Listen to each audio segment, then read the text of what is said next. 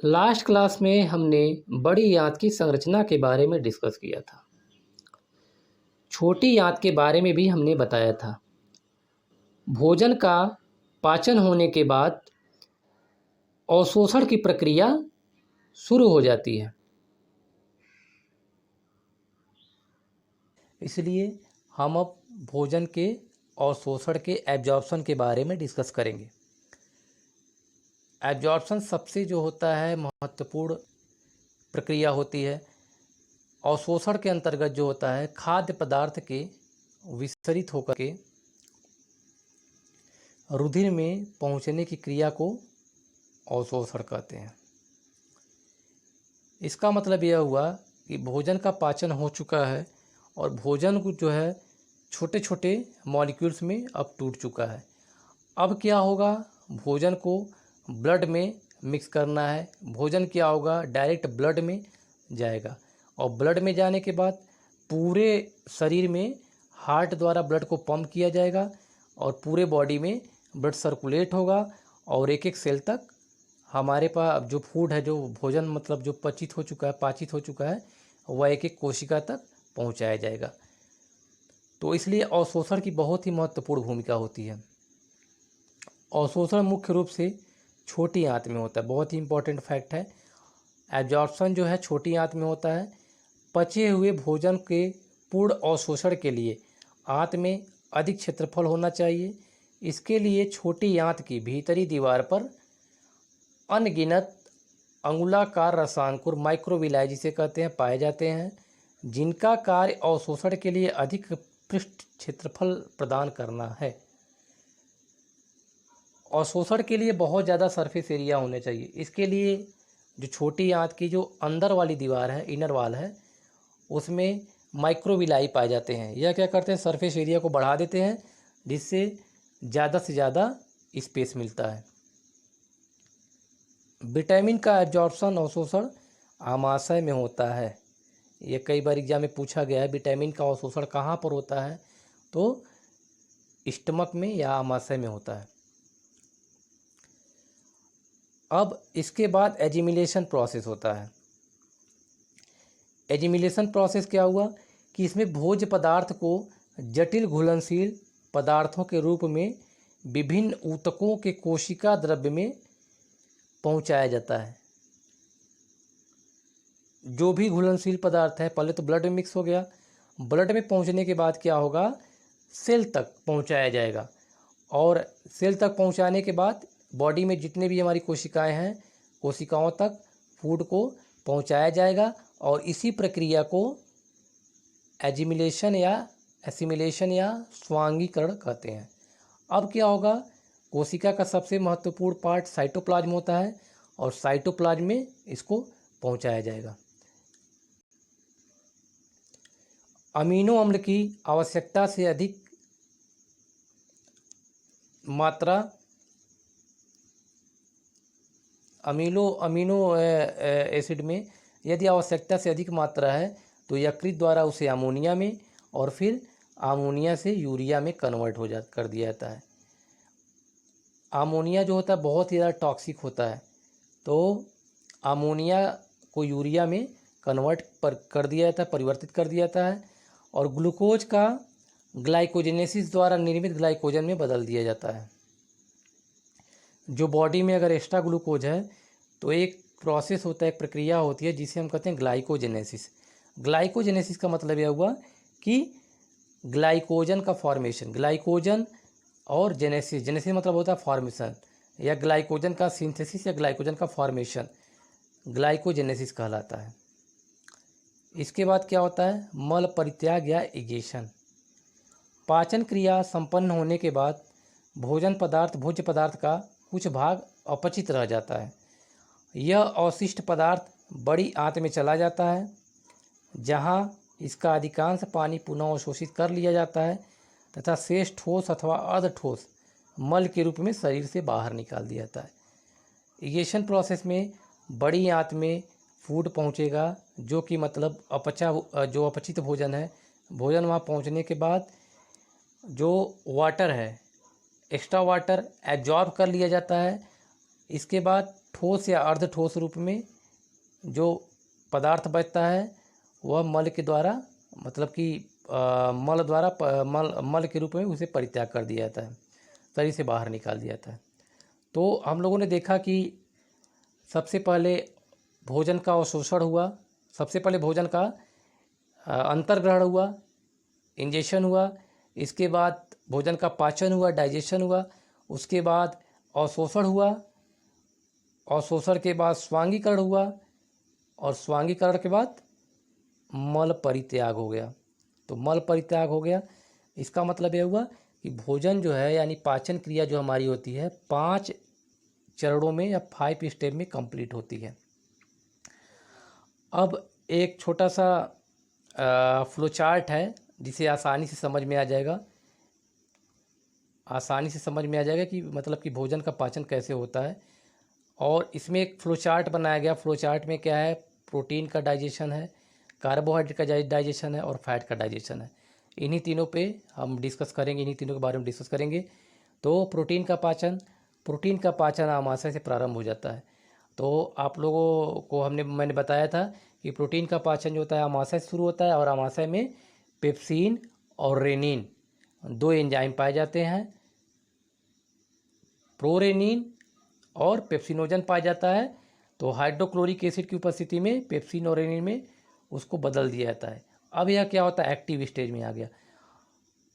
अब प्रोटीन को क्या करेगा, प्रोटियोस और पेप्टोन्स में यह तोड़ देता है। इसके बाद भोजन जो है छोटी आंत में पहुंचता है। छोटी आंत में 3 प्रोटीन पाचक एंजाइम पाए जाते हैं, ट्रिप्सिन, काइमोट्रिप्सिन और कार्बोक्सीपेप्टाइडेज। यह 3 एंजाइम पाए जाते हैं जो प्रोटीन का पाचन करते हैं। प्रोटियोस और पेप्टोन्स को डाइपेप्टाइड में एंजाइम्स तोड़ देते हैं। इसके बाद क्या होता है, डाइपेप्टाइडेज एंजाइम डाइपेप्टाइड को पेप्टाइड में तोड़ देता है। अब देखिए फ्लो चार्ट है, प्रोटीन से प्रोटियोस, प्रोटियोस से पेप्टोन्स, पेप्टोन से डाइपेप्टाइड, डाइपेप्टाइड से पेप्टाइड, पेप्टाइड से फिर अमीनो एसिड। तो यही है chain of amino acid is called protein. तो बहुत सारे अमीनो एसिड मिलकर के प्रोटीन का फॉर्मेशन करते हैं। तो प्रोटीन क्या है, कॉम्प्लेक्स बायोमॉलिक्यूल हो गया, और अमीनो एसिड सिंपलेस्ट बायोमॉलिक्यूल हो गया। सिंपलेस्ट मतलब इसी का जो है, इसी का सबसे ज़्यादा सामान्य फॉर्म, सामान्य अवस्था में यह क्या होता है, अमीनो एसिड होता है। मतलब छोटा मॉलिक्यूल हो गया, छोटे अणु अमीनो एसिड, अमीनो एसिड से किसी बड़े अणु पेप्टाइड होते हैं, फिर डाइपेप्टाइड, पेप्टोन्स, प्रोटियोस, और फिर क्या होता है, प्रोटीन का फॉर्मेशन होता है। अब दोस्तों देखते हैं कार्बोहाइड्रेट का डाइजेशन कैसे हो रहा है। तो कब बताया था मैंने कि कार्बोहाइड्रेट का डाइजेशन माउथ कैविटी, मुख गुहा से शुरू हो जाता है, क्योंकि माउथ कैविटी में लार ग्रंथियाँ पाई जाती हैं, 3 जोड़ी लार ग्रंथियाँ पाई जाती हैं। और ये लार ग्रंथियों में जो एंजाइम निकलता है लार ग्रंथियों से, इसे कहते हैं सलाइवरी एमाइलेज या टैलिन एंजाइम। और यह स्टार्च या पॉलीसैकेराइड को माल्टोज में बदल देता है। माल्टोज क्या है, डाइसैकेराइड, स्टार्च पॉलीसैकेराइड। कुल स्टार्च का 30% भाग सलाइवरी एमाइलेज द्वारा माल्टोज में बदल दिया जाता है। अब इसके बाद फूड कहाँ गया, आमाशय में। तो आमाशय में क्या होगा, कार्बोहाइड्रेट का पाचन नहीं होता है। इसको याद कर लीजिएगा कि आमाशय में कार्बोहाइड्रेट का पाचन होता ही नहीं है, क्योंकि आमाशय में कार्बोहाइड्रेट डाइजेस्टिव एंजाइम्स पाए ही नहीं जाते, अनुपस्थित होते हैं। इसके बाद छोटी आंत में भोजन पहुंचता है। छोटी आंत में पैनक्रियाटिक एमाइलेज स्टार्च को माल्टोज में बदल देता है। तो बताया था छोटी आंत में पैनक्रियाटिक एमाइलेज एंजाइम पाता है जो स्टार्च के पाचन में मदद करता है। आंत की ग्रंथियां एंजाइम का श्रावण करती हैं जो डाइसैकेराइड का पाचन करती हैं। इसके अलावा जो इंटेस्टाइन की जो इनर वाल होती है, अंदर वाली दीवार होती है, उसके द्वारा कुछ एंजाइम का सिक्रीशन किया जाता है जिसे डाइसैकेराइड, जो डाइसैकेराइड का पाचन करने में मदद करती हैं।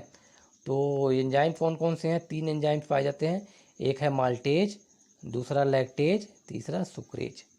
तो जैसा कि नाम से पता चल रहा है, माल्टेज एंजाइम किसका डाइजेशन करेगा, माल्टोज का। लैक्टोज का, और सुक्रेज सुक्रोज का।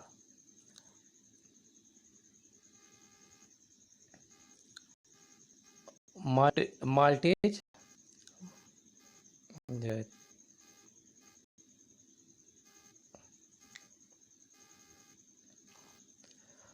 सॉरी माल्टेज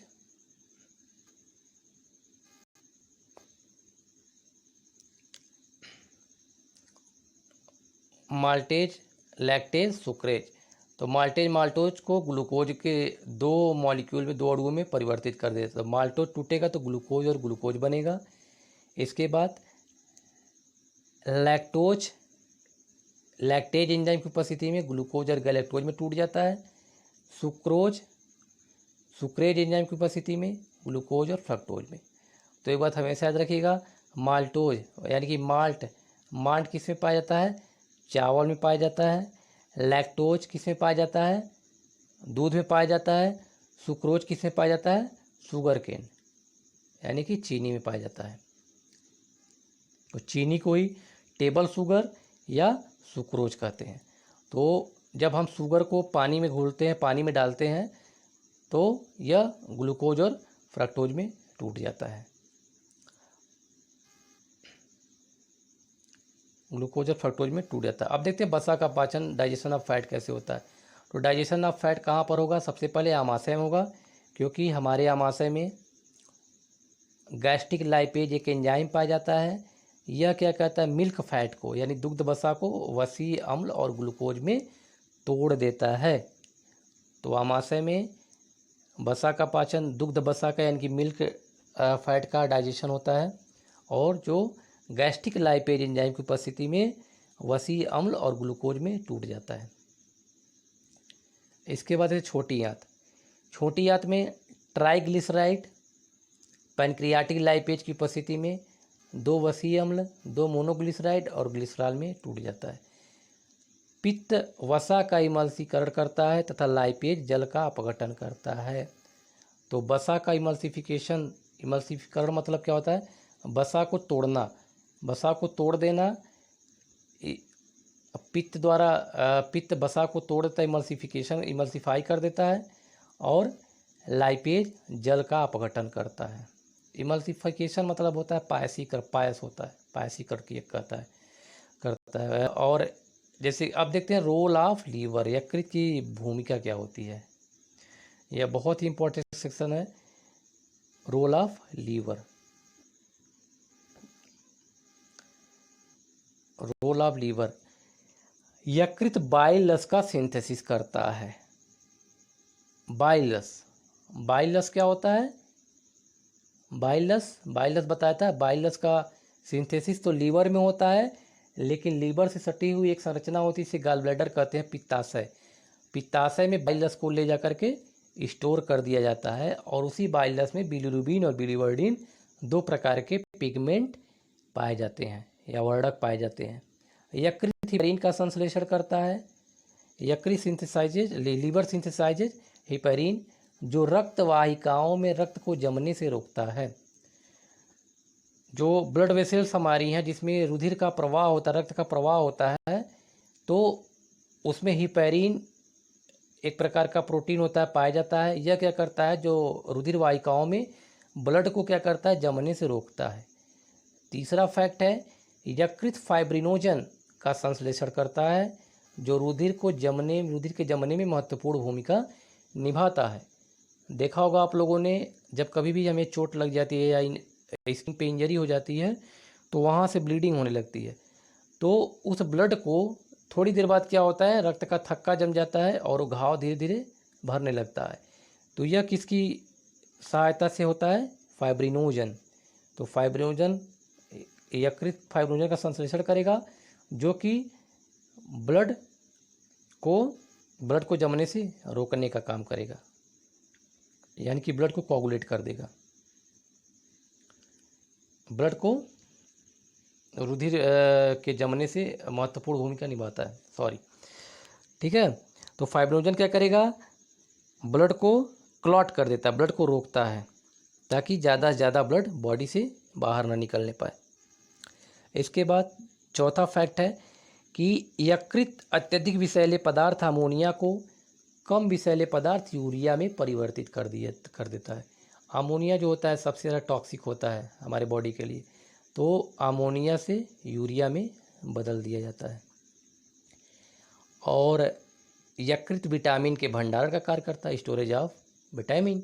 यह विटामिन को स्टोर करके रखता है हमारे बॉडी के लिए। यकृत विटामिन ए, डी और लोहा तांबा भी संचित करता है। लोहा और तांबा का भी संचयन करता है, स्टोर करता है। स्तनधारियों के भ्रूण में यकृत आरबीसी बनाता है। ठीक है, जैसे कि जो मैमेलियंस होते हैं स्तनधारी, जैसे कि हम लोग होते हैं, इसमें क्या होता है कि लीवर में आरबीसी का फॉर्मेशन होता है इन एम्ब्रियोनिक स्टेज, भ्रूणीय अवस्था में। तो जब भ्रूण बनता है माँ के गर्भ में, उस समय जो भ्रूण होता है उसमें तो हड्डियाँ पूर्ण रूप से विकसित नहीं होती हैं। और जैसा कि आप लोगों को पता है कि आरबीसी का फॉर्मेशन कहाँ पे होता है, बोन मैरो में होता है, हड्डियों के बीच में होता है बोन मैरो, या उसे अस्थि मज्जा कहते हैं। तो भ्रूणीय अवस्था में तो हड्डियों का विकास होता नहीं है, इसलिए लीवर में आरबीसी का फॉर्मेशन होता है। बहुत इंपॉर्टेंट फैक्ट है, इसको याद कर लीजिएगा। इसके बाद जो डेड आरबीसी हैं यकृत द्वारा विघटित कर दिए जाते हैं। तो जो यकृत द्वारा विघटित कर दिए जाते हैं, ठीक है, जो बेकार के आरबीसी होते हैं।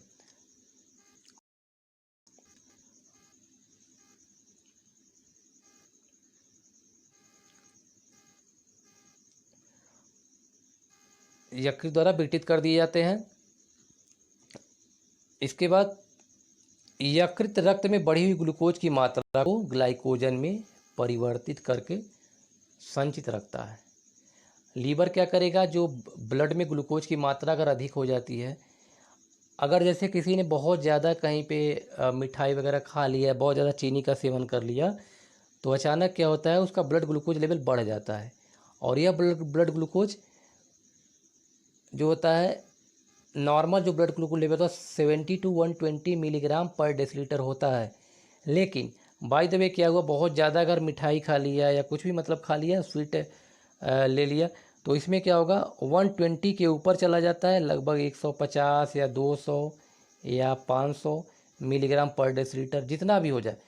तो 120 मिलीग्राम से ऊपर का जो ग्लूकोज होगा वह क्या होगा, लीवर स्टोर कर लेगा in the form of glycogen. तो अभी थोड़ी देर पहले बताया था कि ग्लाइकोजन क्या होता है, ग्लाइकोजेनेसिस। तो ग्लूकोज, जब एक्स्ट्रा ग्लूकोज की मात्रा को ग्लाइकोजन में कन्वर्ट करके लीवर में स्टोर कर दिया जाता है और ये फिर नॉर्मल ग्लूकोज लेवल पे आ जाता है। ग्लाइकोजेनेसिस, रुधिर में बड़ी ग्लूकोज मात्रा को ग्लाइकोजन में परिवर्तित करना ग्लाइकोजेनेसिस कहलाता है। और यह प्रक्रिया कैसे होती है, इंसुलिन हार्मोन्स के कारण होती है। इंसुलिन हार्मोन्स, तो इंसुलिन हार्मोन्स जो बीटा सेल्स हमारी होती हैं, बीटा सेल्स में क्या होता है कि एक अल्फा सेल होती है, एक बीटा सेल होती है। तो बीटा सेल क्या करती है, पैनक्रियाज में इंसुलिन का सिक्रीशन करती है। बीटा सेल इंसुलिन का सिक्रीशन करती है, और जो एक्स्ट्रा ग्लूकोज ब्लड में होता है, इंसुलिन की वजह से ही क्या होता है, ग्लाइकोजन में बदल दिया जाता है। इसके बाद ग्लाइकोजिनोलिसिस, शरीर में ऊर्जा की आवश्यकता होने पर ग्लाइकोजन को पुनः क्या किया जाता है, ग्लूकोज में परिवर्तित कर दिया जाता है। दूसरा एक पैनक्रियाज द्वारा जो अग्न्याशय द्वारा हार्मोन्स रिलीज किया जा रहा था, उसका नाम था ग्लूकागॉन हार्मोन्स। अल्फा सेल द्वारा उसका सिक्रीशन हो रहा था, तो अल्फा सेल द्वारा सिक्रीशन हो रहा था ग्लूकागॉन हार्मोन का। जब कभी भी बाय द वे मान लीजिए कोई व्यक्ति है, अगर 2 दिन के लिए फास्ट है, तो अचानक क्या होगा, उसके बॉडी में जो एक्स्ट्रा ग्लूकोज की मात्रा है वह तो ग्लाइकोजन में कन्वर्ट करके लीवर में स्टोर हो गई थी। तो यही ग्लाइकोजन फिर क्या होता है, ग्लूकोज में बदल दिया जाता है आवश्यकता पड़ने पर, और उस व्यक्ति को क्या होती है, फिर ऊर्जा मिल जाती है। तो याद कीजिएगा, बीटा सेल द्वारा इंसुलिन और अल्फा सेल द्वारा ग्लूकागॉन का सिक्रीशन होता है। इंसुलिन क्या करता है, एक्स्ट्रा ग्लूकोज को ग्लाइकोजन में कन्वर्ट करता है, और फिर कभी भी जब हमको ज़रूरत पड़ती है तो ग्लाइकोजन ग्लूकागॉन की उपस्थिति में ग्लूकोज में बदल दिया जाता है, जिससे हमको क्या होती है, एनर्जी मिलती है। एक स्ट्रक्चर देख लेते हैं, स्ट्रक्चर ऑफ लीवर। लीवर का स्ट्रक्चर है, तो लीवर का स्ट्रक्चर यहाँ देखिए, राइट लोब है, राइट लोब है, ये क्या है, लेफ्ट लोब है, और यहाँ पर कोरोनरी लिगामेंट है, ठीक है। ये देखिए गॉल ब्लैडर अटैच होता है, यहाँ क्या होता है, ऐसे ऐसे ये लीवर में हमारे क्या होता है, लीवर के मतलब कि बैक साइड में दिखा है, तो ग्रीन कलर का जो गॉल ब्लैडर है, इसी में बाइल जूस स्टोर कर दिया जाता है, जिसमें बिलीरुबिन और बिलीरुबिन पिगमेंट पाए जाते हैं। तो इसके बारे में ज़्यादा जानने की जरूरत नहीं है। ये आपका लीवर है, इसमें देखिए फिगर में सबसे ऊपर दिख रहा है। अब जो पाचन तंत्र का टॉपिक जो है हमारा कंप्लीट हो चुका है।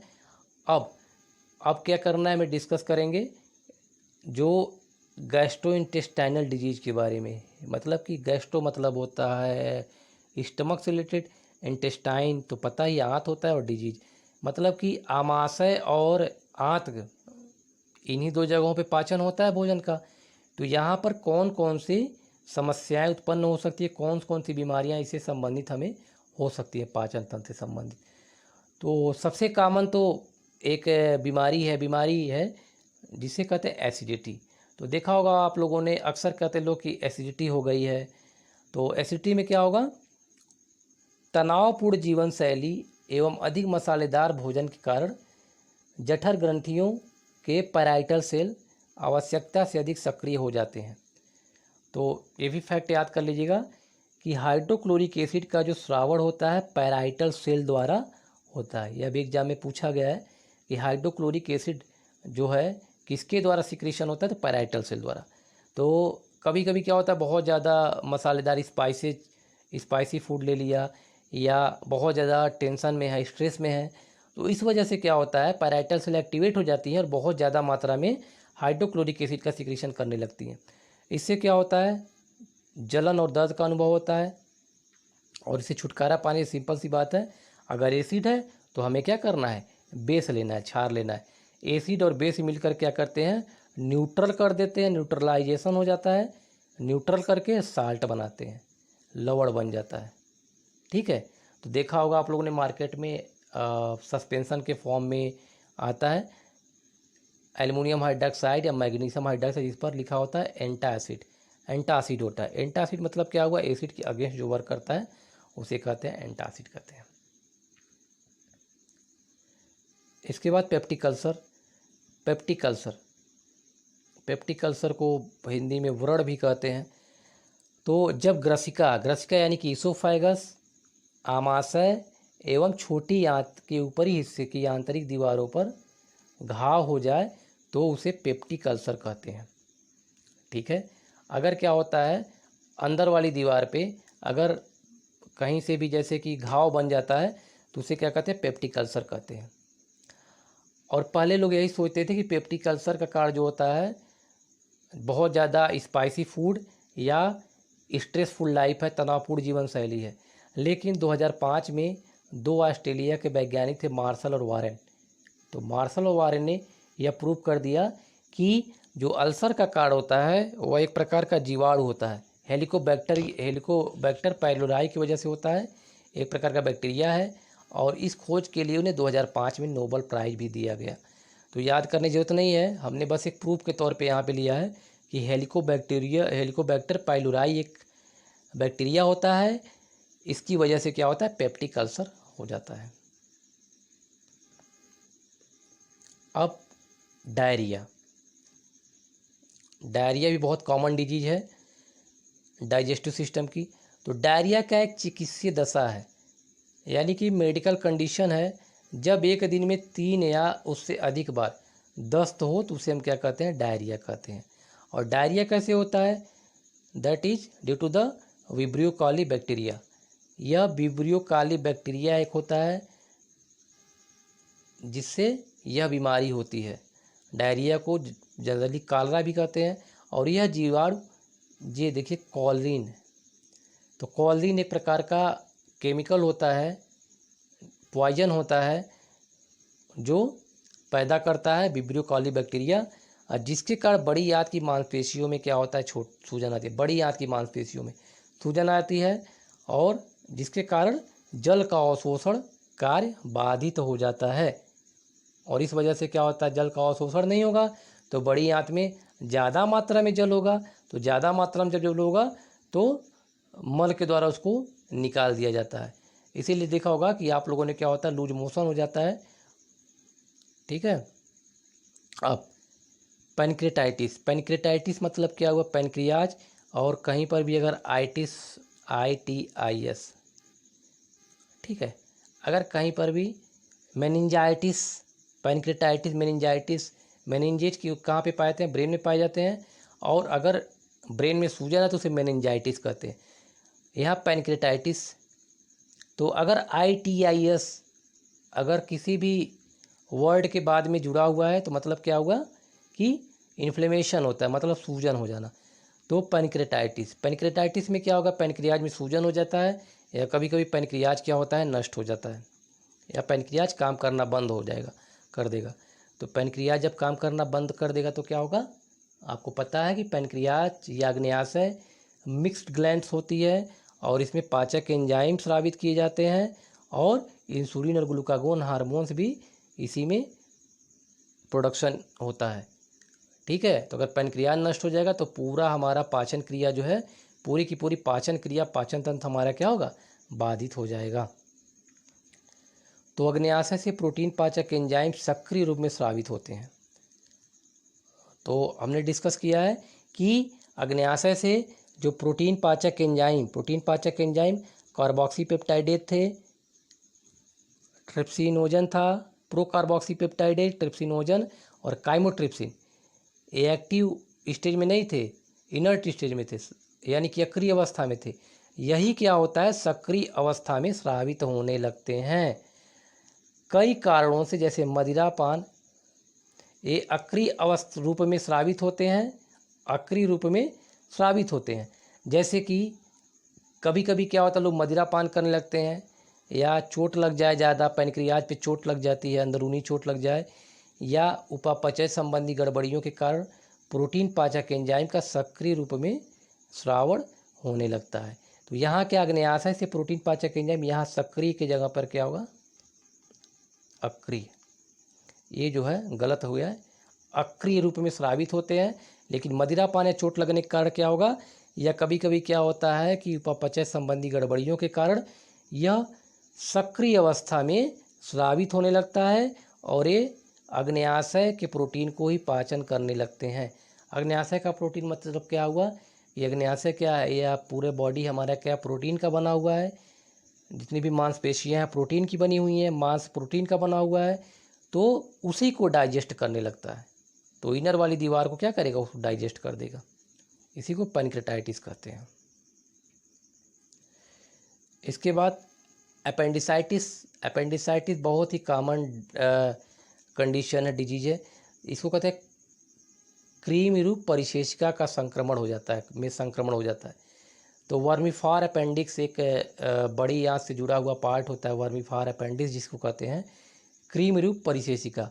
और यह हमारे बॉडी में क्या है, वेस्टिजियल आर्गन है, यानी कि अवशेषी अंग है। अवशेषी अंग होता है वेस्टिजियल आर्गन, वेस्टिजियल आर्गन। तो वेस्टिजियल आर्गन तो अवशेषी अंग, अवशेषी अंग वे अंग होते हैं जो हमारे बॉडी में पहले कभी हुआ करते थे, हमारे शरीर में पहले उनका उपयोग किया जाता था शरीर द्वारा, लेकिन अब भी वह हमारे शरीर में पड़े हुए हैं, लेकिन उनका कोई उपयोग हमारे शरीर द्वारा नहीं किया जाता है, वैसे ही बिल्कुल निष्क्रिय अवस्था में पड़े हुए हैं। इसी को हम क्या कहते हैं कि अवशेषी अंग कहते हैं, जो अवशेष के रूप में पड़ा हुआ है। इसके बाद देखिए जॉन्डिस, जॉन्डिस ही बहुत कॉमन डिजीज है। यह क्या होता है, विषाणु से होने वाली बीमारी है। जब रक्त में बिलिरुबिन की मात्रा बढ़ जाती है, शरीर की त्वचा, इस शरीर है, शरीर की त्वचा, नाखून, आँखों की झिल्ली इत्यादि का रंग पीला दिखाने लगता है। तो सिंपल सी बात है, बिलिरुबिन की मात्रा जब ब्लड में बढ़ जाएगी बिलीरुबिन कहाँ पर था, कहाँ पर स्टोर होता है, गॉल ब्लैडर में। अब ब्लड में अगर इसकी मात्रा बढ़ जाएगी तो पूरा शरीर क्या होगा, पीला दिखने लगेगा। और यह विषाणु के संक्रमण से होता है, वायरल इन्फेक्शन से होता है। जैसे कभी कभी क्या हुआ कि बाहर गए, कहीं से गंदा पानी पी लिया और उस पानी में वायरस है, जॉन्डिस का वायरस है, तो क्या होता है, जॉन्डिस हो जाता है और शरीर पीला दिखाई देने लगता है। इसके बाद डायबिटीज। तो डायबिटीज वैसे दो प्रकार का होता है, एक डायबिटीज इंसिपिडस, दूसरा क्या होता है, डायबिटीज मेलाइटस। एक होता है इंसिपिडस और एक होता है MELLITUS, डायबिटीज मेलाइटस। तो डायबिटीज इंसिपिडस और डायबिटीज मेलाइटस दो होते हैं। तो डायबिटीज इंसिपिडस की बात यहाँ नहीं करेंगे, डायबिटीज मेलाइटस की बात करेंगे, जिसे जनरली हम क्या कहते हैं, मधुमेह है। और लोग कहते हैं शुगर हो गया, शुगर की बीमारी हो गई। शुगर की कोई बीमारी नहीं होती है, उसमें इसका मतलब ये होता है ब्लड में ग्लूकोज की मात्रा बढ़ गई है। तो अभी हम लोगों ने थोड़ी देर पहले डिस्कस किया था कि इंसुलिन क्या करता है, बढ़ी हुई ग्लूकोज की मात्रा को ग्लाइकोजन में कन्वर्ट कर देता है। अब यहाँ पर डायबिटीज कैसे होगा, मतलब कि इंसुलिन काम करना बंद कर दिया इंसुलिन ने, या इंसुलिन का सिक्रीशन नहीं हो रहा है, या इंसुलिन बन नहीं रहा है, या इंसुलिन बन तो रहा है लेकिन शरीर में ठीक से काम नहीं कर पा रहा है। ठीक है, तो इसलिए क्या होता है, इंसुलिन के अल्प स्रावण से, बहुत ही कम मात्रा में इंसुलिन स्रावित होता है। जब रुधिर में उपस्थित ग्लूकोज शरीर की कोशिकाओं के उपयोग में नहीं आ पाता, तब रुधिर में ग्लूकोज की मात्रा बढ़ने लगती है। मतलब जो ग्लूकोज लिया हमने, बॉडी में ग्लूकोज गया, वह शरीर की कोशिकाओं द्वारा उपयोग नहीं किया जा रहा है और ग्लूकोज की मात्रा ब्लड में बढ़ने लगती है। इससे क्या होता है, डायबिटीज मेलाइटस या मधुमेह हो जाता है। तो डायबिटीज मेलाइटस भी दो प्रकार का होता है, डायबिटीज टाइप 1 टाइप 2 होता है, इंसुलिन डिपेंडेंट डायबिटीज और मेलाइटस, और इंसुलिन नॉन डिपेंडेंट।